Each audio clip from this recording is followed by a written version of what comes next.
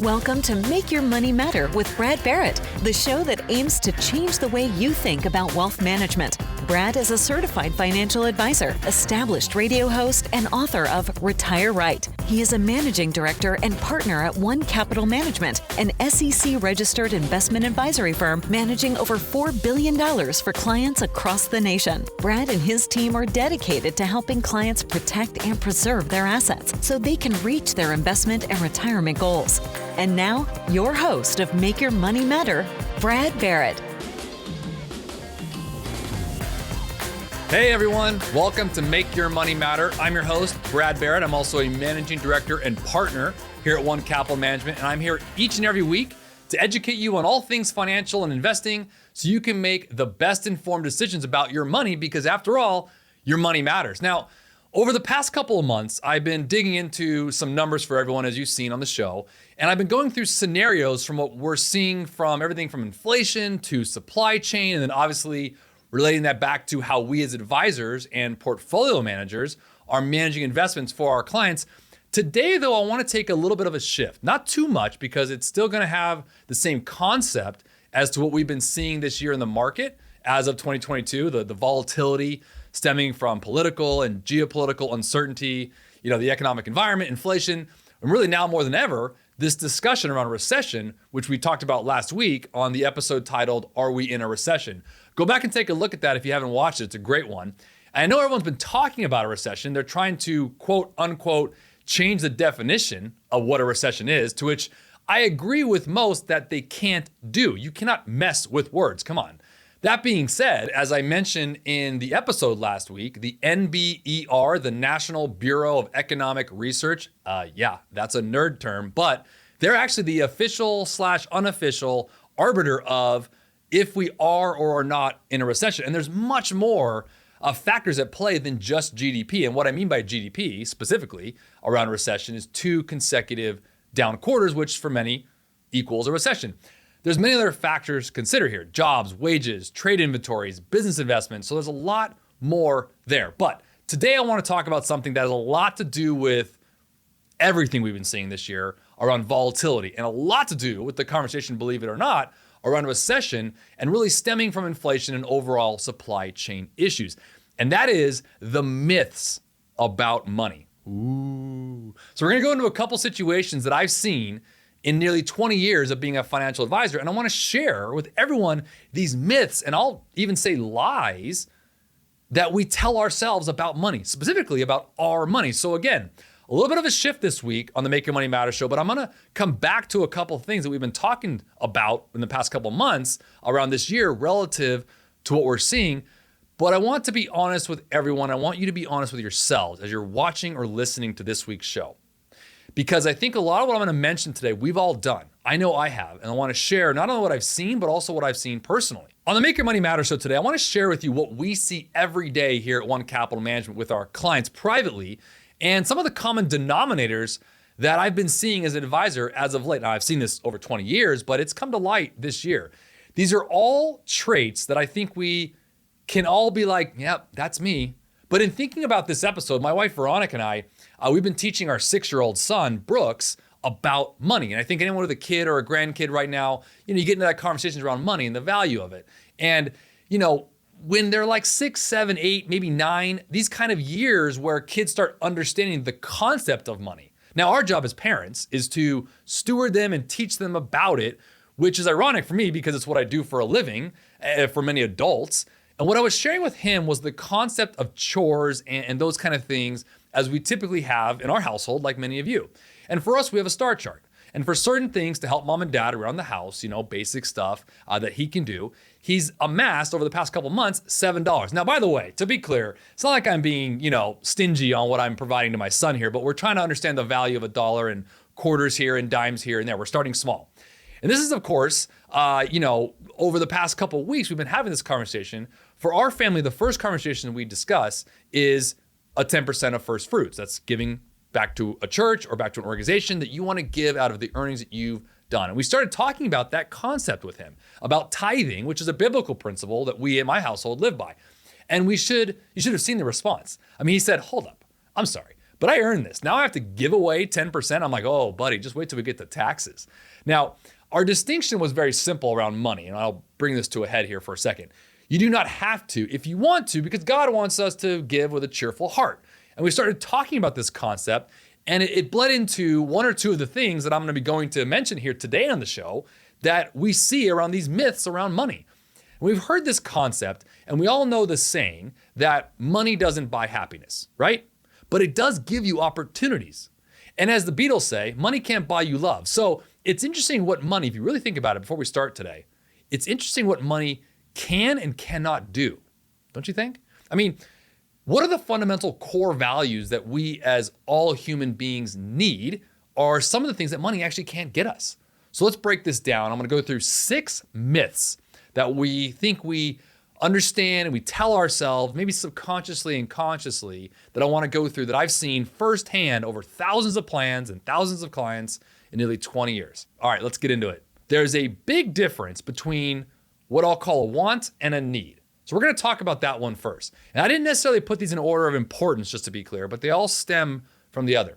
Number one is the concept of I'll be happier when I have blank. When I have X amount, or if there's a certain amount that you stated in your head, I call it the Stork Theory. It's like, oh man, if a bird just dropped $1 million, I'm making that number up, on my doorstep, I'd be happy. I'd be good. I'd be solid.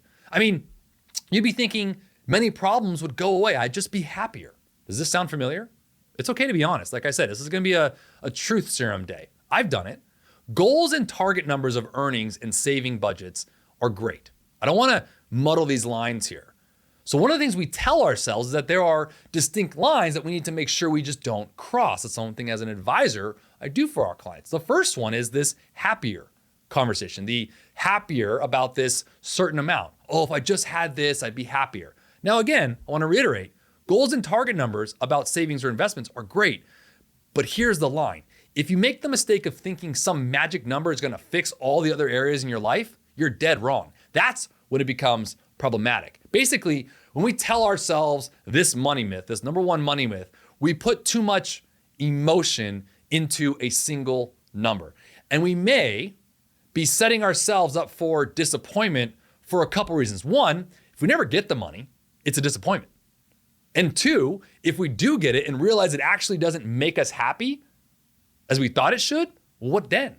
The good news here is studies have actually shown that making progress toward our goals can be incredibly satisfying regardless of whether or not you hit the target. There was an article I found on Psychology Today called Goal, Progress, and Happiness: How to Decrease Procrastination and Increase Happiness. Essentially, back to my original point, they were basically finding that making progress toward a goal, not actually ever really hitting the goal, but moving towards that was where the joy came from. And then ultimately, moving past it actually gave you more satisfaction than what one might think. You want to get that dopamine hit, you get that serotonin level up. Make sure you don't get attached to it though. That's the line. So money myth number one is I'll be happier when I have X amount, which leads me right into money myth number 2.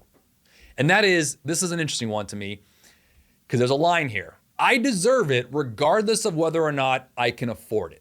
By the way, this is a concept I'm teaching my kids right now. I mean, anyone out there with kids, again, can understand it. You go to Target right now and you even get close to the toy aisle. It's like, oh my gosh, good Lord. They just think they deserve all these toys. Like, let's just have it, right? And so the concept of teaching them about needs and wants all comes to light right there when we're kids, even when we were teaching a child. So it's very interesting. And when we bring that into our adult life around investing and savings, sometimes by saying those things like that to ourselves, like I work hard and I don't treat myself that often, and I could kick the bucket tomorrow, that whole theory, you only live once, right? The young kids nowadays say this YOLO thing, right?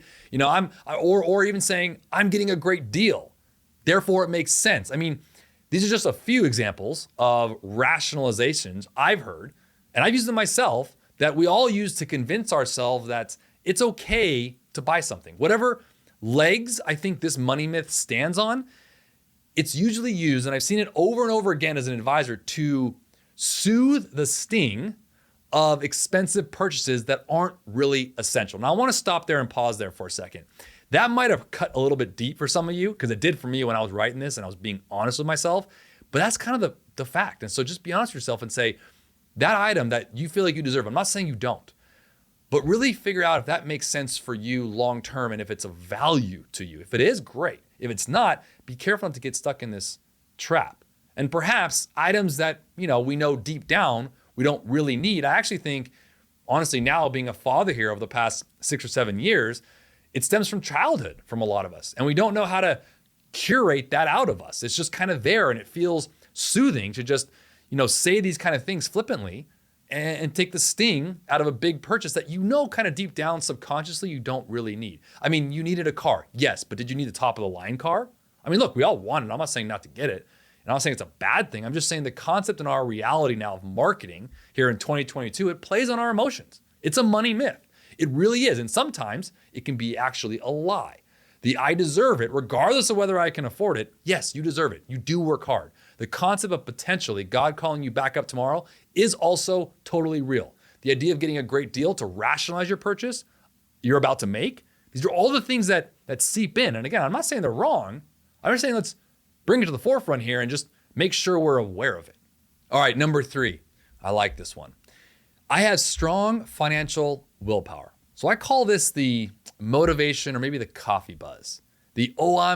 I'm gonna do it. I'm not gonna spend it. I can control what I think I want. For example, when you're faced with temptations, right? Most of us lie to ourselves that we're great at resisting it. And anyone who studies the Bible knows that the devil will tempt you no matter what. I mean, he'll find a way.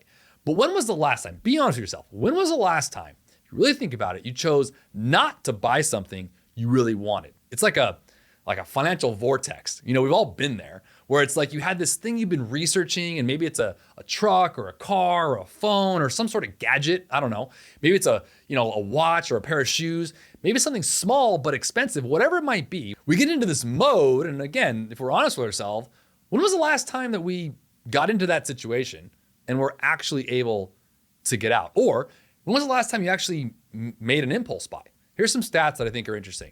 The average American spends at least a couple $100s a month on impulse purchases. Now, to be honest, I actually thought that stat was pretty low. This was actually done by a company called Slick Deals, which is a leading crowdsourced shopping platform. And they commissioned a survey of 2,000 Americans, and they found that, believe it or not, the pandemic had consumers shopping more impulsively than prior to the pandemic. So I just thought it was interesting, but I've actually seen that to be a little bit higher in our own client base. And if you think about it, we're more likely to buy on impulse and spend more when we are at what? When we're stressed. That's probably why impulse spending shot up about 18% in 2020. A lot of the women out there, and I've heard this in my life, growing up with my sisters and my mom and now my wife, and many men out there watching and listening probably heard this from a woman typically in your life, that retail therapy, have you heard that before? I mean, it's a real thing, people. It's interesting to note that we can get more impulsive when we're stressed. No different than our eating or binging our favorite show or any other releases that we have. Those of us who are, by the way, shopping with credit cards are probably even more likely in spending more on a regular basis than we realize. The average credit card shopper spends about 10% more with credit cards. Now, a lot of credit card companies have studied that because they know that it's credit and they could potentially push the can down the road if it was just cash. And that's not even counting, by the way, the cost of interest on the credit cards if the balance isn't paid in full. So you kind of go through this idea of willpower, and you got to ask yourself, how often do you actually stop and say, you know what, I'm not buying this today, and just walk away? Something to think about. Stay connected. Get frequent updates on the show. Follow Brad Barrett and Make Your Money Matter on most social media platforms. And catch full episodes of Make Your Money Matter streaming now on our YouTube channel. To schedule your no-obligation appointment, go to onecapital.com or call 805-410-5454. Okay, the fourth item on my list here hits home, I think, in terms of planning and retirement, and then dovetails into investing. And that's the concept of I'll save more later. Have you said that to yourself before? I know I have. And we tell ourselves we'll start saving for the future later, if we save anything at all. And it's likely to be whatever we have left over. This is another conversation I was actually having with my son Brooks, making sure the concept of you save, give first, then spend. Warren Buffett talks about this all the time. You want to make sure you invest first, then spend. And in fact, some stats to go with this, fewer than 1 in 6 of us are saving more than 15% of our income, and 1 in 5 aren't saving any money at all. So think about that for a second.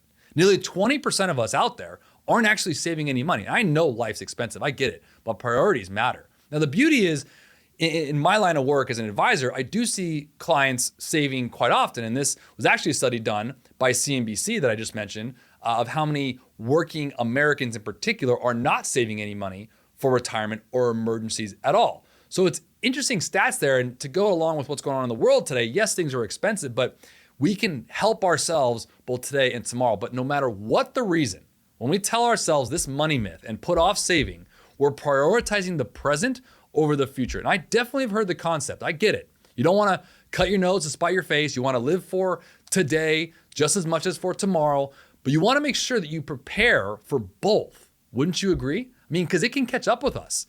A rainy day will come and if we haven't started savings, right, it's about timing, because by that time, right, there can be a lot of heavy lifting that comes into play. I'll call that, a catch up in your savings, or worse off, it may even be too late. Something my wife, Veronica, always says when we're cleaning up at night after we put the kids down, we're cleaning up the kitchen, doing that kind of stuff. We do all that work every night to be kind to ourselves tomorrow. I love that. When you get up in the morning, it's nice to have a clean house. It's nice to have a clean kitchen. One way or the other, you got to do the work, right? I mean, that's our philosophy. I'd at least rather go to bed and have done the work and get up and start fresh. So it's the idea of also making sure that you're kind to your tomorrow self. And that is just the same as investing. So number 4, the I'll save more later, comes right into number 5. Okay, it comes right off the heels of number 4, the I'll save more later. And that is, I have plenty of time to plan for my financial future. I don't need to think about it yet. Okay, again, the question's gonna come. Have you said that to yourself before? The future for many can seem really far away. I get it. Especially when you're looking down 10, 20, or 30 years, when we feel like we have a lot of room between now and then. And it's easy to make excuses to not plan or save for it. And I get it. And this money myth is really an excuse for what I'll call procrastination. Let's just be honest. It's the rationale we use when we have a hard time managing our negative feelings or uncertainties about our financial future. And it makes us turn, I'll say, a blind eye to the years of interest, by the way, that we lose out on when we don't plan or invest today. If nothing else, there's a lot of uncertainties in 2022. We can all agree with that. So I understand that we can get very short-sighted with the volatility we're seeing this year, but that doesn't mean you put off because it's not gonna be like this every year. It could be worse, it could be better. I mean, there's a lot of things that we have in the future to think about. And I think Benjamin Franklin may have spoken best about this truth behind this money myth when he wisely said what we all have heard before: by failing to prepare, you are preparing to fail. And the last myth I wanna bring up is wanting more is a bad thing. Remember that line I was talking about when it comes to money and all of these myths that I'm bringing up, or the lies that we tell ourselves about money? There's a good and bad on each side of them. Look, there's a happy anecdote, a dopamine hit, a serotonin hit, if you will, when we're able to achieve goals. So instead of attaching it to your money like a dollar amount, you'll be able to get happy when you get that amount set and set the course instead. There's been countless studies that show that actually creates more consistent happiness and emotional feelings than either the stress of trying to hit it and then not hitting it, or hitting it, which is worse, and realizing it wasn't actually the goal that would make you happy. So the concept here I want to bring up to put a bow on this week's show is wanting more is bad. I think we all can agree that obsessive greed is wrong. It's not a bad thing, though, to want more for you and your loved ones. That's called caring for those around you and being prudent with the gifts you've been given. So when we tell ourselves this one myth, we shouldn't want more than we have. We sometimes tend to settle for less. There's a big conversation I have with my family, with my kids, and within our own Bible study, in fact. And we talk about this, a lot of the difference between being content and being complacent. And we may be tricking ourselves into thinking it's okay that we're not doing something or enough to improve our financial situation. And this money myth, I think, holds us back, in my opinion. And it can make it hard to actually improve our financial behaviors. And when we frame wanting more as a positive motivator, it can be easier to take the chances or do the work. That's what I really want to focus on. Do the work needed to get to that next financial level that you may want or need. And by the way, I think we all know this, but it's worth noting here again that it's not going to be a smooth ride. There's going to be bumps in the road. I mean, that's life. There will be items in the budget that you did not plan for that have to go out that may set you back. So there's going to be obstacles along the way that I think are really important on understanding how you are setting your goals, when it comes to your money. So with that said, let me ask this final question here. How many of these myths, these money myths that I brought up, or the lies, I should say, that we tell ourselves sound like something you've told yourself? At some point, I think we all can admit that we've tricked ourselves with at least one of these. Maybe we're rationalizing a decision or we're trying to make ourselves feel better about what we wanted to do with our money, and we probably didn't make the best financial choices as a result. Here's the truth. Honesty goes a long way when it comes to your money. When we tell ourselves, or what we tell ourselves, I should say, and what we believe about money influences our financial behaviors. And if we're not telling ourselves the truth to ourselves about our own money, our money lies won't just drain our wallets. They can affect our financial awareness and inflate our confidence and do a whole host of other things. And I think they get in the way of maintaining a growing wealth. When you attach an object and you don't hit it, it tends to regress more than anything. So when you recognize the money myths that we believe, that I mentioned today, we can reset our thinking. We can change our mindset and actually start taking action. We don't get this paralysis by analysis.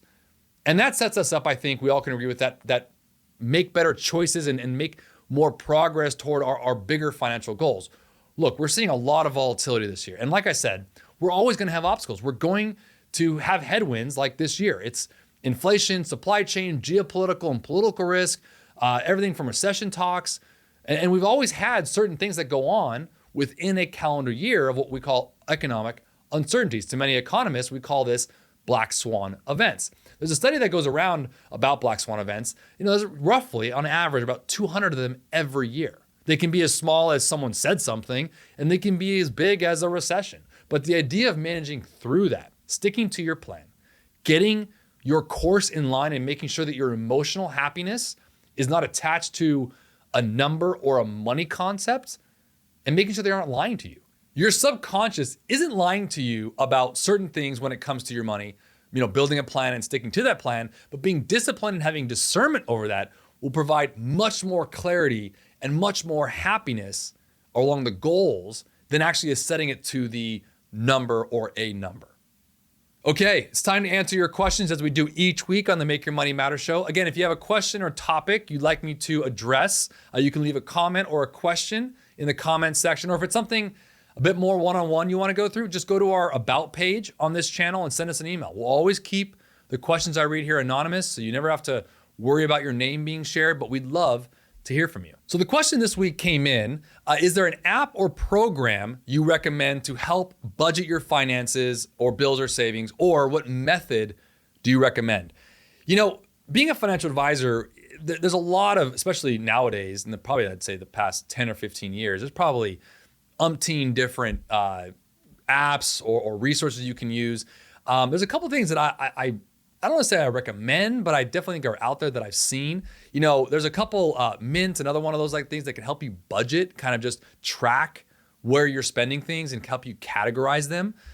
There's also things like Acorns or stuff like that kind of do roundups. So if you spend 98 cents somewhere, it'll round the 2 cents up and it goes to an investment account. Those are all really great ways to kind of start rudimentary wise, I guess I should say, to build that item. But I'll answer it this way from a higher level for a second. When it comes to budgeting and setting aside the comment I made earlier around Warren Buffett's comment around, invest first, then spend, you want to kind of set your base. And I think it's important when you look at your budget to go through your needs first, like what you need to wake up, pay your bills, insurances, food, overhead in terms of rent or mortgage or whatever it might be. Start there. From there, from the needs perspective, is where you start budgeting. And there's ways to budget this. And when it comes to cash flow planning, you can do what's called bucket planning, which has a lot to do with saving and maintaining a budget for short-term, mid-term, long-term. There's the 80-10-10 rule, which I've talked about before. Live on 80%, save 10 for short term, 10 for long term. I've also seen that rule be used as 70-20-10. So it really depends on your tolerance level for what you're trying to achieve. And that's where an advisor comes in.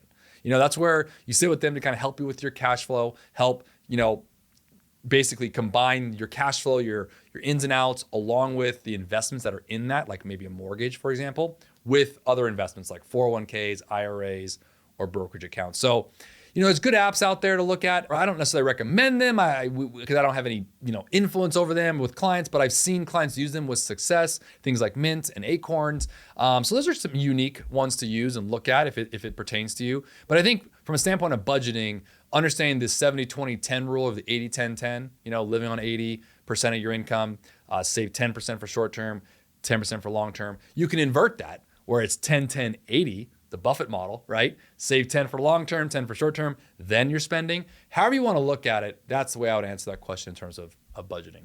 So again, if you have a question or comment you'd like me to read here on the Make Your Money Matter show, leave it in the comments section or email us in the About page on our channel. And before we go today, if you found anything helpful today on the show and want to learn more, visit our website at onecapital.com. You can also call or text us. We want to help. Listen, there's no pressure here. We don't treat people like a number. In fact, we value our relationships. It's the lifeblood of what we do. So click, call, or text us today. And if you're not following us on social media, you should be. You can follow us at Make Your Money Matter. We're sharing great information on all of our social media platforms. And as I often say, if you enjoy the show, share it with someone you like. And if you don't like the show, I guess share it with someone you don't like. But until next time, make your money matter. The information in this show is educational and general in nature and does not take into consideration a listener's personal circumstances. Therefore, it is not intended to be a substitute for specific individualized financial, legal, or tax advice. To determine which strategies or investments may be suitable for you, consult the appropriate qualified professional prior to making a final decision.